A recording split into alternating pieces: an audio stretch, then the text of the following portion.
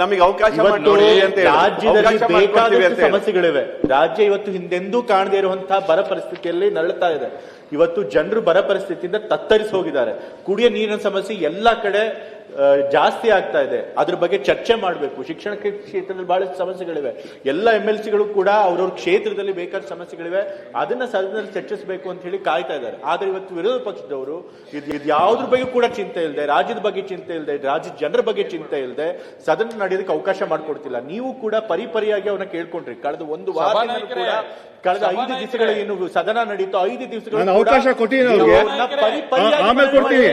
ಸದನ ನಡೆಸ್ಕೊಡ್ಬೇಕು ಅಂತ ಹೇಳಿ ಮೊನ್ನೆ BAC ಮೀಟಿಂಗ್ ನಲ್ಲೂ ಕೂಡ ನೀವು ಎಲ್ಲನ್ನು ಕರೆದು ಅಧಿಕೃತವಾಗಿ ಅವ್ರನ್ನ ಮನವಿ ಮಾಡ್ಕೊಂಡಿದ್ದೀರಿ.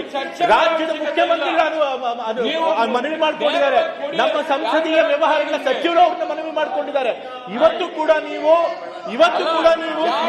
ಮೀಟಿಂಗ್ ಗಳನ್ನ ಕರೆದಿದ್ದೀರಿ. ಒಬ್ರು ಕೂಡ ಬರಲಿಲ್ಲ. ಮುಕ್ಕಾಲು ಗಂಟೆ ನೀವು ಮತ್ತೆ ಸಚಿವರು, ಸಂಸದೀಯ ವ್ಯವಹಾರದ ಸಚಿವರು ಕಾಯ್ದಿದ್ದಾರೆ ಅವ್ರಿಗೋಸ್ಕರ.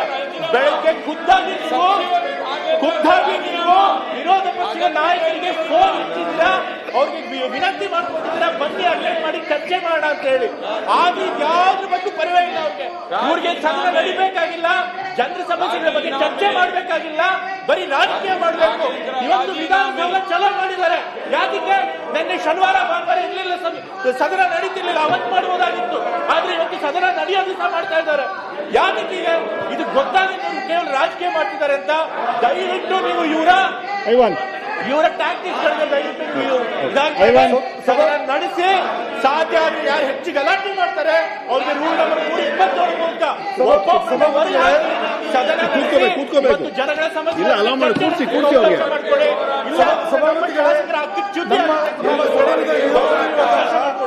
ನಮ್ಮ ಸದನದಲ್ಲಿ